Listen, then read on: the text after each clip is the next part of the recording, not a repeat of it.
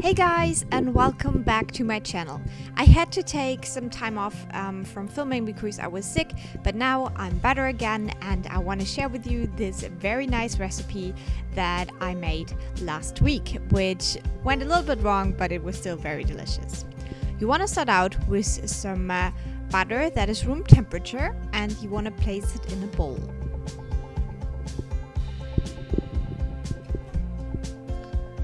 Next up, you want to add some sugar as well.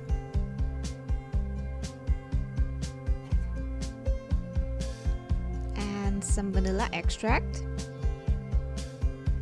And some oil. All the measurements are down below as always. And then you want to go ahead and mix that all together until you get a very nice creamy texture. You can see in a second. This is what it should look like.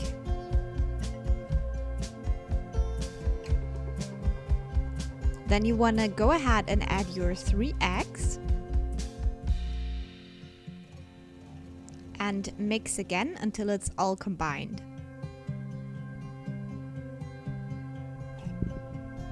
Just like that. In a separate bowl, you want to take your buttermilk.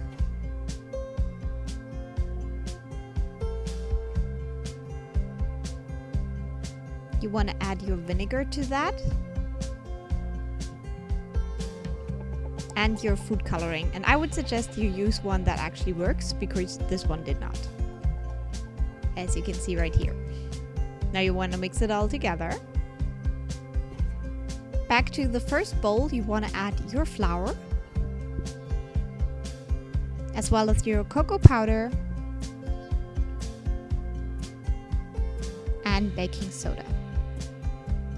Now you want to mix that all together until you get a nice even dough.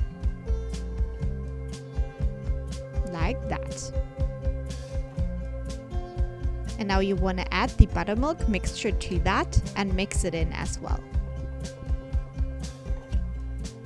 You want to take your time with it, but don't over mix it. Stop as soon as it is completely combined.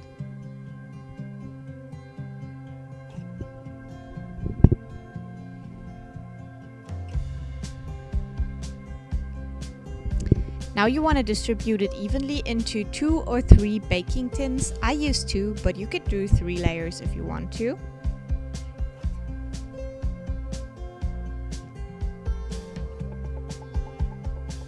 And just make sure it's nice and smooth. Then you're ready to bake with 175 degrees Celsius for 40 to 45 minutes. Then let them cool down completely. I let them cool down overnight. So next day you want to take your butter, which is again room temperature. You want to soften it a little bit.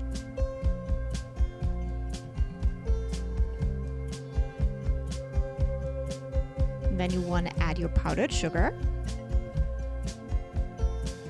and mix that together.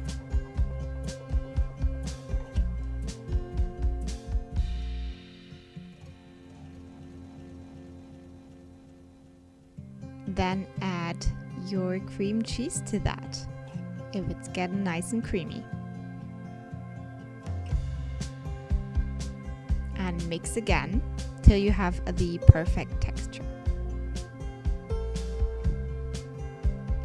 Now you're ready to spread it on the bottom layer evenly.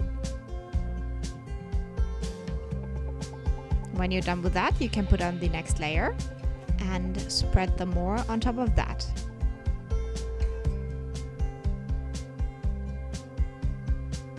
And then you want to cover these sides as well.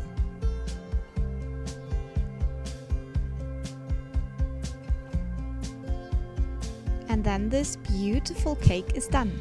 So it's not a red velvet cake, but it still tasted fantastic. So I hope you still enjoyed this video, and let me know if you have any better recipes for red velvet cake, because I would love to see those. And I hope you enjoyed it, and leave a like and a nice comment, and I will talk to you soon. Bye!